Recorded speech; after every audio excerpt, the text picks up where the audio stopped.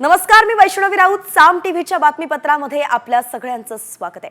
आज बातमीपत्राची सुरुवात करूया एका अत्यंत मोठ्या बातमीनं. बातमी आहे पंतप्रधान नरेंद्र मोदींसंदर्भात.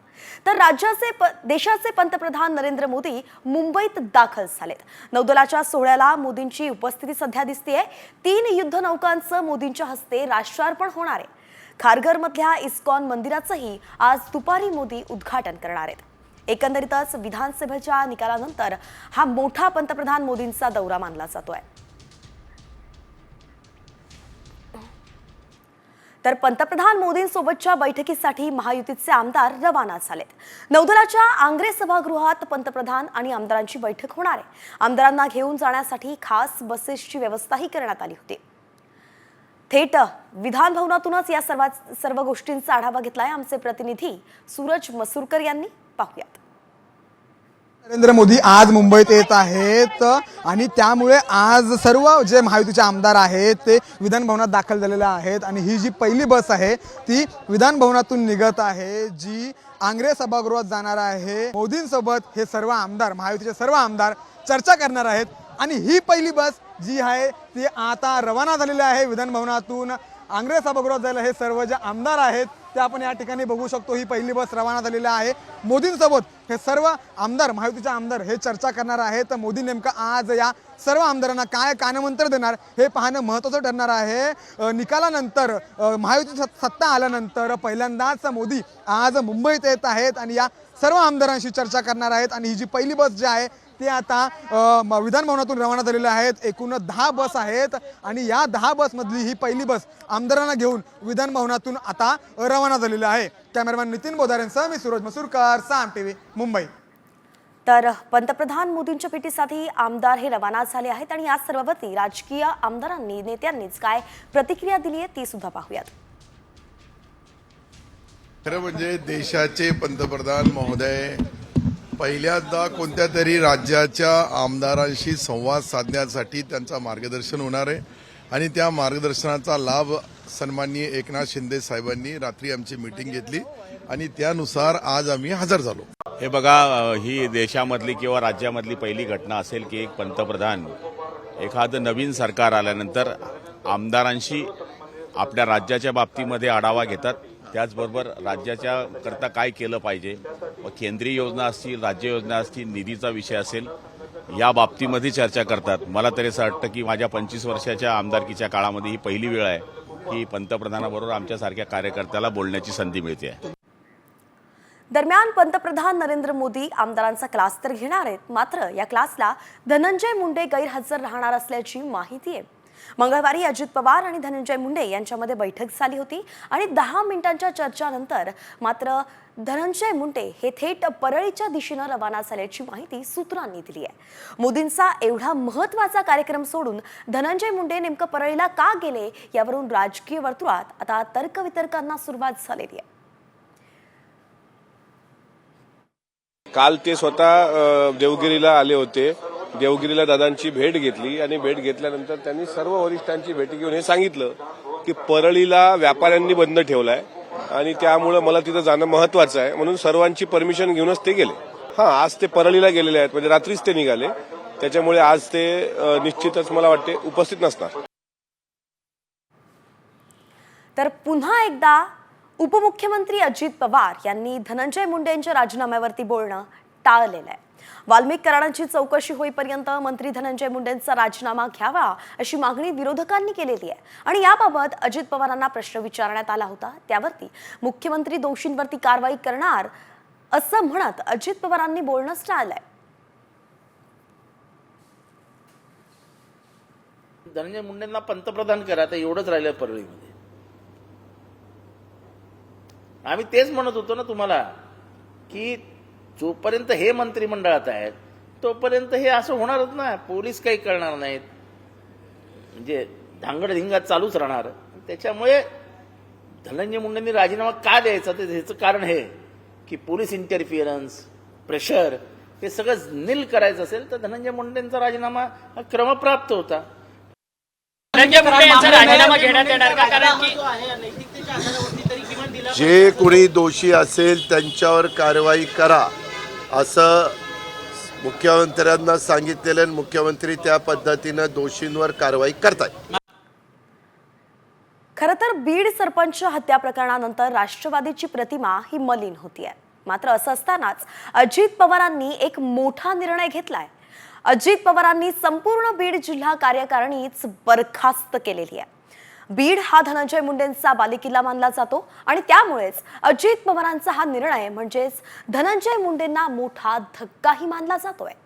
संतोष देशमुख हत्या प्रकरणी आरोपी म्हणून राष्ट्रवादी काँग्रेसचे केज तालुकाध्यक्ष विष्णू चाटे यांचं नाव आलं होतं. त्यांच्यावरती निलंबनाची कारवाई सुद्धा झाली होती आणि आता बीड जिल्ह्यातील राष्ट्रवादी काँग्रेसची जिल्हा कार्यकारिणी सुद्धा बरखास्त करण्यात आलेली आहे. एकंदरीतच मोठ्या घडामोडींना राष्ट्रवादीच्या गोटात वेग आल्याचं आपण पाहतोय. धनंजय मुंडे यांच्यावरती वारंवार आरोप होत आहेत आणि त्यावरूनच आता अजित पवार यांनी काही मोठे निर्णय सुद्धा या दरम्यान घेतल्याचं कळत आहे. राष्ट्रवादी काँग्रेसचे केज तालुकाध्यक्ष विष्णू चाटे यांचं आधी निलंबन करण्यात आलं होतं आणि त्यानंतर आता बीड जिल्ह्यातील राष्ट्रवादी काँग्रेसची जिल्हा कार्यकारिणी अजित पवारांनी बरखास्त केली आहे.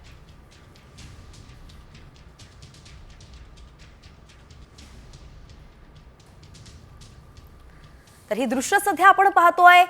बीड सरपंच हत्या प्रकरणातील खंडणी प्रकरणातील खरं तर आरोपी वाल्मिक कराड जो आहे त्याला आता आज केज कोर्टामध्ये हजर केलं जाणार आहे आणि त्याला आता सध्या केज कोर्टात नेलं जात असतानाची व्हिडिओ सध्या आपण पाहतोय. साम टीव्हीवरती संपूर्ण व्हिडिओ तुम्ही पाहत आहात. वाल्मिक कराडला आज पुन्हा एकदा केज कोर्टात हजर केलं जाणार आहे. काल सुद्धा त्याला न्यायालयात हजर केलं गेलं होतं आणि त्यानंतर वाल्मिक कराडवरती अखेर मकोका लावण्यात आला होता. आज सुद्धा वाल्मिक कराडला केज कोर्टात हजर केलं जाणार आहे. मोठ्या पोलीस बंदोबस्तात वाल्मिक कराडला कोर्टाकडे नेण्यात येत आहे. तर ही दृश्य सध्या आपण पाहतोय. वाल्मिक कराडला आज पुन्हा एकदा केज कोर्टात हजर केलं जाणार आहे. त्यामुळे मकोका लागल्यानंतर आता न्यायालयात काय निर्णय होतो, पुढील तपास कसा असणार आहे हे पाहणं महत्त्वाचं असणार आहे. मसाजोगचे ग्रामस्थ अत्यंत आक्रमक झाले होते. त्यांनी आंदोलन केलं होतं. आत्मदहनाचा सुद्धा इशारा दिला होता आणि त्यानंतर अखेर वाल्मिक कराडवरती मकोका लावण्यात आला होता. इतर 7ही आरोपींवरती मकोका लावण्यात आला होता. मात्र केवळ खंडणी प्रकरण असल्यानं वाल्मिक कराडवरती आधी मकोका नव्हता. तर वाल्मिक कराड समर्थकांनी आज परळी बंदची हाक दिलेली आहे. कराडला मकोका लावल्यामुळेच परळीत तणावपूर्ण वातावरण निर्माण झालं होतं. समर्थकांनी पोलीस स्टेशन बाहेर मोठी गर्दी सुद्धा केली होती. नेमकं परळीत काय परिस्थिती आहे ही आपण पाहूयात. आमचे प्रतिनिधी संदीप भोसले या संदर्भात माहिती देत आहेत. काल वाल्मिक कराड याला केज इथल्या न्यायालयात हजर करण्यात आलं होतं आणि त्यानंतर वाल्मिक कराड याच्यावर मकोका लागल्यानंतर परळीमध्ये तणावपूर्ण वातावरण पाहायला मिळालं होतं. वाल्मिक कराड याच्या समर्थनाकडून परळी अचानक बंद करण्यात आली होती आणि परळी शहर पोलीस ठाण्याबाहेर देखील वाल्मिक कराडचे जे समर्थक आहे यांनी देखील ठिय्या मांडला होता. या ठिय्यामध्ये वाल्मिक कराडाची आई आणि त्याच्या पत्नी हे देखील सहभागी झाली होती. सकाळी 11 पासून रात्री 9 पर्यंत हा ठिय्या चालला होता आणि महामार्गावरती टायर जाळले होते आणि याच सुरक्षेच्या कारणास्तव एस टी महामंडळ देखील काल बसच्या फेऱ्या देखील रद्द करण्यात आलेल्या होत्या आणि आज जे वाल्मिक कराडाचे समर्थक आहेत यांनी परळी बंदची हाक दिली आहे. परळी शहरात सध्या तरी ज्या बाजारपेठा आहेत ते बाजारपेठा उघड्या झाल्या नसल्याचं हे चित्र सध्याचं दिसतंय आणि इथून पुढची जी समर्थकांची बैठक झाली होईल आणि त्यानंतर परळी शहर बंदची हाक जी आहे ते पाहायला मिळणार आहे. त्यामुळे आता परळी शहरात नेमकं वातावरण आज देखील कशा प्रकारचं राहणार हे पाहणं तितकंच महत्त्वाचं ठरणार आहे. संदीप भोसले, साम टी न्यूज, परळी. तर एकीकडे वाल्मिक कराडला आज केज कोर्टात हजर केलं जात आहे तर दुसरीकडे समर्थक आक्रमक झाल्याचं पाहायला मिळत आहे. परळीत तणावपूर्ण शांतता आहे. या संपूर्ण प्रकरणाची अपडेट आपल्यापर्यंत वेळोवेळी देत राहू. तुर्तास इतरही बातम्यांचा आता वेगवान आढावा घेऊयात. मुंबई नाशिक महामार्गावरती शहापूर जवळ 5 वाहनांचा विचित्र असा अपघात झालाय. या अपघातात 2घांचा मृत्यू झालाय तर 14 जण जखमी झालेत. कंटेनर, ट्रक आणि खासगी बस अशा 5 वाहनांचा यात समावेश आहे. अपघातानंतर पोलीस आणि ग्रामस्थांनी जखमींना रुग्णालयात दाखल केलं.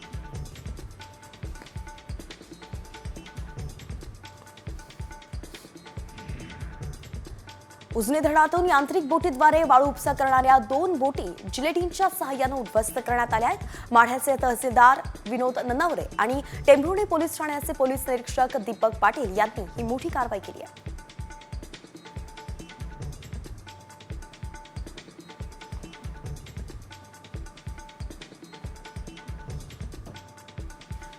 संभाजीनगरात विभागीय क्रीडा संकुलाच्या 21.59 कोटी रुपये घोटाळ्यातील पोलीस कोठडीत असलेल्या हर्षकुमार क्षीरसागरसह 11 आरोपींची हर्सुल कारागृहात आता रवानगी करण्यात आली आहे. 21 डिसेंबरला संकुलातील घोटाळ्याप्रकरणी कंत्राटी लिपिक हर्षकुमारनं कुटुंबातील सदस्य, मैत्रीण आणि सहकाऱ्यांच्या मदतीनं हा घोटाळा केला होता.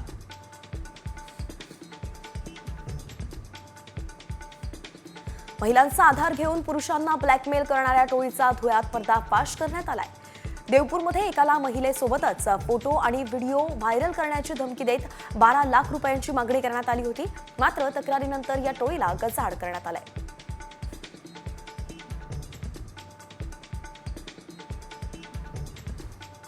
परभणीमधल्या वसमत रोडवरती वडापावच्या गाडीला लागलेल्या आगीमध्ये 2 गॅस सिलेंडरचा स्फोट झाला होता. ही घटना शनिवारी मध्यरात्री घडली.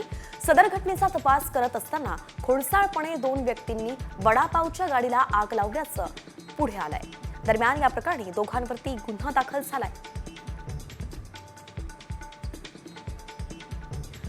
संक्रांतीच्या दिवशी एक तरुण पतंग पकडण्यासाठी रस्त्यावरती धावत असताना हृदयविकाराचा झटका त्याला आला. त्यातच त्याचा मृत्यू झालाय. रितेश गंधश्रीवार असं या तरुणाचं नाव आहे. कापलेली पतंग पकडण्यासाठी तो धावत असताना त्याच्या छातीत दुखू लागलं. डॉक्टरांनी त्याला तपासून मृत घोषित केला.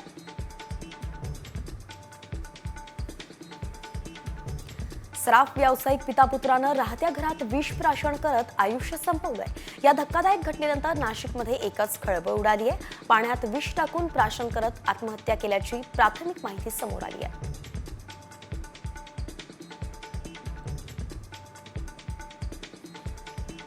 धुळ्यात कोंडाईबारी घाटामध्ये पुतण्यानेच काकाची हत्या करून दरीत फेकलं. काका दारू पिऊन शिवीगाळ करत असल्याचा राग अनावर न झाल्यानं पुतण्याने मित्राच्या मदतीनं काकाची हत्या केली. पोलिसांनी मारेकरी पुतण्या आणि मित्राला ताब्यात घेतलाय.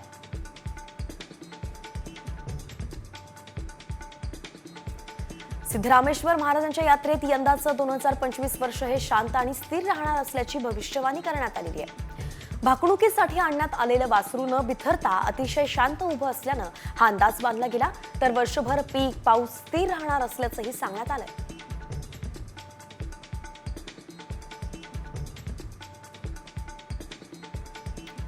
भंडारा जिल्ह्यातील पवनी नगर परिषदेच्या हद्दवाढीसाठी बेटाळा ग्रामस्थांचा विरोध दिसून येतोय. पवनी नगर परिषद हद्दीत पाहिजे तसा विकास झालेला नाहीये. त्यातच बेटाळा हे गाव नगर परिषद समाविष्ट झाल्यास गाव विकासापासून दूर होईल. म्हणून हे गाव नगर परिषदेत समाविष्ट होऊ नये अशी ग्रामस्थांची मागणी आहे. नाशिकच्या सातपूर भागात शुक्रवार आणि शनिवार पाणी पुरवठा बंद असणार आहे. जलवाहिनीला लागलेल्या गळतीच्या दुरुस्तीच्या कामासाठी पाणी पुरवठा बंद राहील. तर शनिवारी सुद्धा कमी दाबानं पाणी पुरवठा होईल. नागरिकांनी काटकसरीनं पाणी वापरण्याचं पालिका प्रशासनानं आवाहन केलंय. बदलापूर नगरपालिकेच्या विविध विभागांमध्ये अधिकाऱ्यांकडून कोट्यवधींचा भ्रष्टाचार झाल्याचा आरोप राष्ट्रवादी शरदचंद्र पवार पक्षाच्या वतीने करण्यात आलाय. या विरोधात नगरपालिका कार्यालयावरती धडक मोर्चाही काढण्यात आला. तसंच नगरपालिकेच्या गेटवरती 500 आणि 100 रुपयांच्या नोटांचा हार घालत निषेध व्यक्त केला गेला.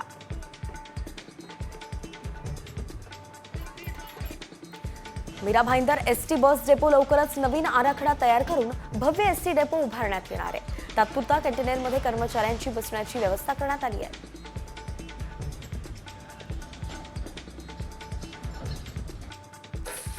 वाशिमच्या रिसोड तालुक्यात महावितरणकडून वीज बिल वसुलीची मोहीम सुरू आहे. मात्र या दरम्यान एका वीज ग्राहकानं वीज वसुली कर्मचाऱ्यांना 7,160 रुपयांची चिल्लर नाणी दिली आहे. ही चिल्लर नाणींचं वजन हे 40 किलो असून चिल्लर मोजताना मात्र कर्मचाऱ्यांची चांगलीच दमछाक झाली.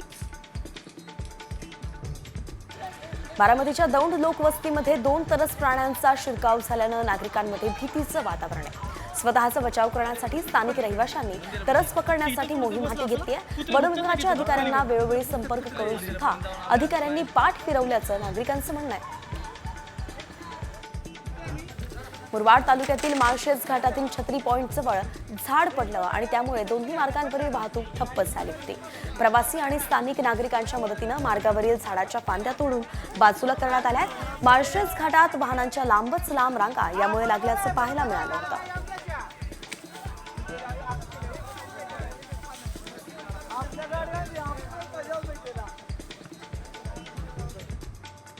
आणि यानंतर बुलेटिनमध्ये नागपूरमधून धक्कादायक आणि खळबळजनक अशी बातमी समोर येते. समुपदेशनाच्या नावाखाली एका मानसोपचार तज्ज्ञानं अल्पवयीन मुलींवरती बलात्कार केल्याची माहिती समोर आली आहे. आणि या हैवान मानसोपचार तज्ज्ञानं 15 वर्षांत 50 जणींना आपलं शिकार बनवलंय. या संदर्भातील सविस्तर अपडेट आपले प्रतिनिधी पराग ढोबळे आपल्याला देत आहेत. पराग, अतिशय संतापजनक अशी ही घटना आहे. नेमकं काय सविस्तर अपडेट आहे, काय कारवाई केली जाते?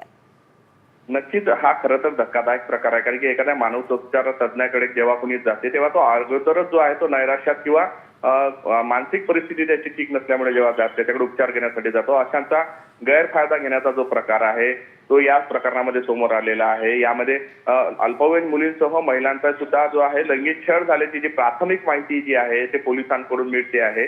पोलिसांनी या प्रकरणात त्या जो आहे मानसोपचार तज्ञाला अटक सुद्धा केली आहे. सध्या तो पोलीस कोठडीमध्ये आहे. या प्रकरणात फार कोणी तक्रार करायला खरं तर समोर येत नव्हतं, मात्र या डॉक्टरकडून एका जर तरुणीला जो ब्लॅकमेल केलं होतं ती तरुणी खरं तर स्वतःला या अत्याचाराला कंटाळून जी आहे ती समोर आली आणि त्यानंतर या प्रकरणात गुन्हा दाखल झाला आणि डॉक्टरला अटक सुद्धा झाली. आता या सगळ्या प्रकरणामध्ये पोलीस जो आहे सविस्तर तपास करण्याचा प्रयत्न करतात की नेमके खरंच किती प्रकरण आहे. आता 2 प्रकरणं आहे, 3 प्रकरणं आहे की आणखी किती अशा पद्धतीचा जो आहे हा घटना घडलेला आहे. सगळ्यांचा सखोल तपास जो आहे तो पोलीस तपास करत आहे. त्यासाठी एक पथक सुद्धा जे आहे पोलिसांनी स्थापन केल्याची माहिती. धन्यवाद पराग, अतिशय महत्वाची माहिती आपण दिली की या सविस्तर तपासासाठी आता पथक सुद्धा नेमण्यात आलंय, म्हणून पुढे कशी कारवाई होती हे पाहणं महत्वाचं असेल. धन्यवाद, अगदी सविस्तर अपडेट आपण दिली. तर नागपूरचा हैवान डॉक्टर नेमका कसा होता? भंडारा आणि गोंदियातून येणाऱ्या गली मुलींचं तो लैंगिक शोषण करायचा. शिबिराच्या नावाखाली बाहेर येऊन गुंगीचं औषध देत तो बलात्कार करत असल्याचं कळलंय. मुलींचे फोटो आणि व्हिडिओ काढून तो ब्लॅकमेलिंग करून त्यांच्यावरती अत्याचार करायचा. 15 वर्षांत त्याने 50 जणींना आपल्या वासनेचं शिकार बनवल्याचं कळतंय. परिसरातल्या अनेक महिलांची सुद्धा छेड काढताना तो सीसीटीव्ही मध्ये चित्रित झालेला आहे. तर अशा या नराधमावरती आता पोलिसांनी कारवाईचा बडगा उगारलाय.